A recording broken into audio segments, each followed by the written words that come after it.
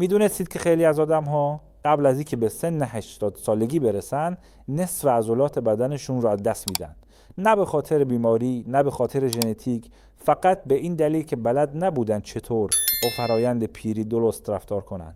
این ویدیو برای اونایی نیست که میخوان فقط زنده بمونن، برای اوناییه که میخوان قوی بمونن، حتی در سن 70 یا 80 سالگی. سلام به شما که دوستتان داریم بی رید و شرط.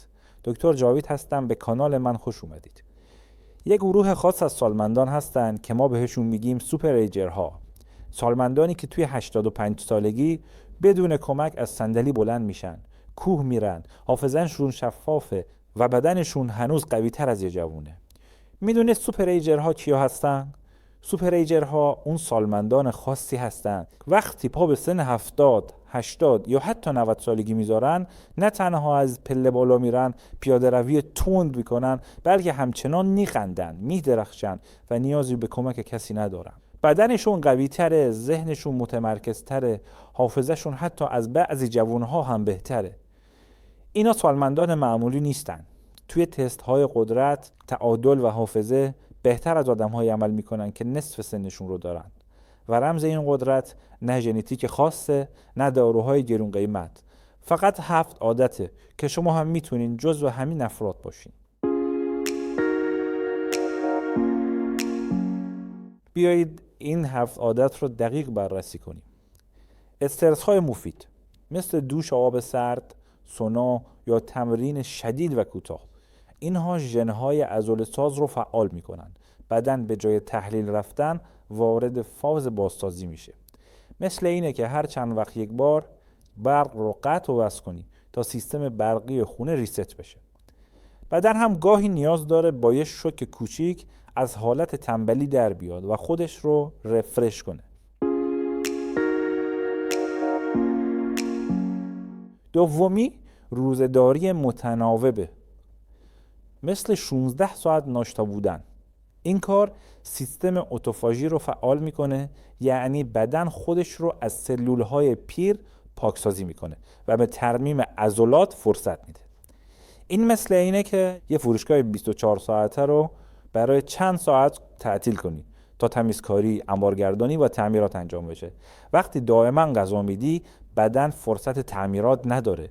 روزه‌داری زمانیه که تعمیرکارهای بدن وارد عمل میشن. سومی، مصرف پروتئین با زمان بندی دقیقه، یعنی به جای خوردن بیشتر پروتئین رو در 3 وعده مساوی تقسیم کنی. این مدل تغذیه باعث افزایش سنتز پروتئین و تحریک ساخت عضله حتی در سالمندان میشه. بیشتر ما فکر میکنیم مهمه که در طول روز به مقدار کافی پروتئین بخوریم، اما تحقیقات جدید نشون داده که اینکه چه زمانی پروتئین میخوریم به اندازه این که چقدر پروتئین میخوریم مهمه. بدن ما مخصوصا در سنین بالا فقط وقتی میتونه عضله بسازه که در هر وعده مقدار کافی از آمینو اسیدها بهش برسه. اگر فقط در وعده نهار مقدار زیادی پروتئین بخورید و در وعده صبحانه و شب پروتئین نخورید، بدن از اون همه پروتئین فقط بخش کوچیکی رو مصرف میکنه، بقیهش میسوزه یا دفع میشه. تحقیقات چی میگن؟ دانشگاه لیون فرانسه تحقیقی انجام داده روی 2 گروه سالمند. یک گروه پروتئینشون رو فقط نهار خوردن، همه پروتئین توی وعده. گروه دوم همون مقدار پروتئین رو در 3 وعده مساوی در روز خوردن. نتیجه، گروه دوم عضله‌سازی بهتری داشتن حتی بدون انجام ورزش خاصی. در ادامه ویدیو منابع تأمین پروتئین رو خواهم گفت.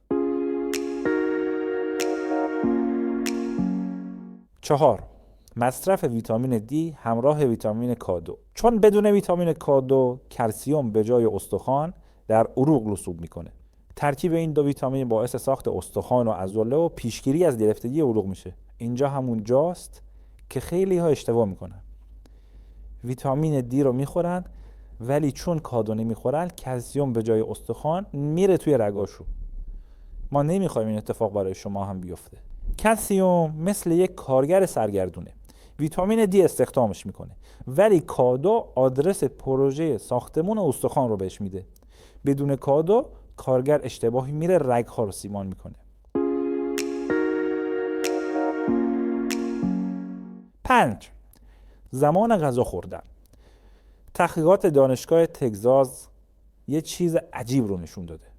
زمان خوردن از خود غذا خوردن مهمتره. یعنی ممکنه غذای خوبی بخوری ولی چون ساعتش اشتباهه عضله ها تحلیل بره. اگه بخوام یه مثال براتون بزنم، مثل اینه که بخوای صبح زود موتور ماشین رو روشن کنی ولی شب تا دیر وقت باهاش گاز دادی. بدن مثل ماشینه که باید شب استراحت کنه، نه هضم کنه. دیر غذا خوردن یعنی سوختن شبانه قطعات داخلی. 6. کاهش التهاب پنهان.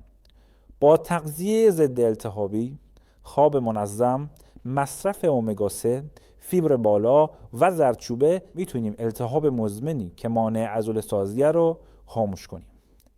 مورد بعدی، مصرف ریزمغذی‌های کلیدی مثل منیزیم، B12، روی، کراتین. اینها نقش حیاتی در عملکرد عضلات، انرژی و بازسازی بافت‌ها دارند. پس منابع غذایی سالم این ویتامین ها و مواد معدنی رو جدی بگیرید. مورد 7. تمرین مقاومتی. حتی 2 بار در هفته وزن زدن سبک میتونه روند عضله سازی رو فعال نگه داره. عضله مثل یک دوست قدیمیه. اگه مدت‌ها سراغش نری فکر میکنه فراموشش کردی و میره. ولی حتی با یه پیام کوتاه مثل یه حرکت ساده با بطری میفهمه هنوز میخوای نگهش داری. 4 گروه غذایی که استخوان‌هات رو ضعیف میکنن، اما تو اونا رو میخوری و فکر میکنی که باعث سلامتی استخوان‌هات میشه. 1. غذاهای اسیدی و کربوهیدرات ها مثل شکر، آرد سفید، نان صنعتی، ماکارونی و پاستا، ترشی و مرغ. بدن برای خنثی‌سازی اسیدی که از خوردن این غذاها تولید میشه رو باید از کلسیم استخوان برداشت کنه. 2. نوشیدنی های کافئین دار مثل قهوه زیاد، نوشابه های انرژیزا، چای. اینها دفع ادراری کلسیم رو افزایش میدن. اما غذاهایی که باعث عضله سازی حتی در 70 سالگی میشن چیا هستن عزیزا؟ غذاهایی که نه فقط کالری دارن بلکه فیتوکمیکال، آنزیم، ویتامین های فعال و ترکیب های ضد التهابی دارن. خب بریم سراغ غذاهای عضله ساز. اولیش سبزیجات برگ سبز تیر است، مثل اسفناج، کلم برگ، برگ چغندر، شاهی. غنی از ویتامین K1، منیزیم، فولاد، پتاسیم و کلسیم هستند. اینها با قلیایی کردن محیط بدن جلوی برداشت کلسیم از استخوان‌ها رو میگیرن. اگه سبزی‌ها ارگانیک باشن، میکروب‌های مفید خاکی هم به جذب بهتر مواد معدنی کمک میکنن. تحقیقات دانشگاه تافتس در بوستون آمریکا نشون داده که مصرف مداوم سبزیجات برگ تیره باعث افزایش تراکم استخوان و کاهش روند تحلیل عضله در سالمندان میشه. 2. کنجد و ارده. هر قاشق ارده 80 میلی گرم کلسیم، فسفر، روی و منیزیم داره. و نکته طلایی، ترکیب ارده با سیر و آب لیمو جذب مواد معدنی رو هم بیشتر میکنه. اسید سیتریک لیمو محیط گوارش رو برای جذب کلسیم و منیزیم آماده میکنه. پس بعد از خوردن ارده حتما مقدار لیمو ترش تازه مصرف کنید. 3. نخود و حبوبات. نخود سرشار از پروتئین گیاهی با کیفیت، منیزیم، فسفر و ترکیبات ضد التهاب مثل فیتواسترول هاست. کمک به ساخت عضله، کاهش التهاب و جلوگیری از گرفتگی عضلانی فقط بخشی از اثراتشونه. پس نه تنها شما سالمند عزیز میتونی از این عضله سازها استفاده کنی، شما جوان ورزشکار که میخوای عضله سازی کنی این ویدیو برای شما هم هست. مطالعات منتشر شده توسط دانشگاه تگزاس نشون داده که مصرف منظم حبوبات باعث کاهش سطح CRP و بهبود سنتز عضله در سالمندان میشه. 4. انجیر خشک. یک ابرمیوه است با ترکیب بی‌نظیر کلسیم، پتاسیم، فسفر، منیزیم، پلیفنول ها و ویتامین K.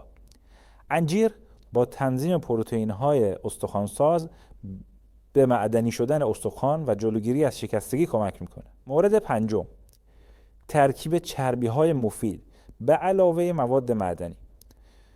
سوپر ایجرها میدونن که برای جذب خوب کلسیم باید چربی های سالم هم کنار مواد معدنی باشه. مثلا روغن زیتون بکر، تخم مرغ کامل، دانه های خام و آجیل. پس علاوه بر خوردن مواد استخوانساز و عضله ساز، اینکه کنار چه ماده‌ای مصرف بشه هم باید جدی بگیریم.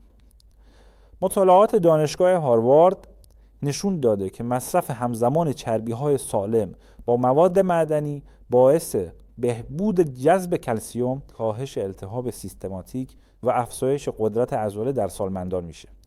نمک طبیعی دریا به علاوه آب مساوی است با مینرال تراپی طبیعی.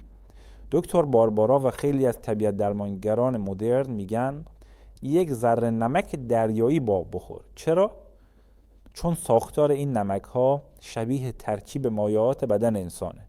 نتیجه، تنظیم الکترولیت، فعالسازی آنزیم های استخوانساز و جذب بهتر کلسیم بدون رسوب. تحقیقات دانشگاه کلرادو بولدر نشون دادن که نسبت مناسب الکترولیت ها در آب مصرفی تأثیر مستقیم روی تعادل عضله، پیشگیری از گرفتگی و بازسازی سلول داره. مورد بعدی، بادام.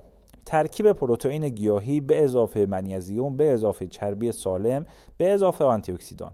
یک ترکیب کامل برای ساخت و بازسازی عضله که باعث کاهش التهاب و تأمین انرژی برای تمرین‌های مقاومتی میشه. اگه بین این غذاها یکی رو بیشتر دوست داری، از فردا بذارش توی وعده غذاییت. ولی فقط به یه شرط، برای هر لقمش یادت بیاد داری بدنتو بازسازی میکنی. حاضر این تمرین ذهنی رو انجام بدی؟ تو کامنت ها برام بگین. امیدوارم این مطالب براتون مفید واقع بشه. همیشه شاد و سلامت باشید. خدا نگهدار.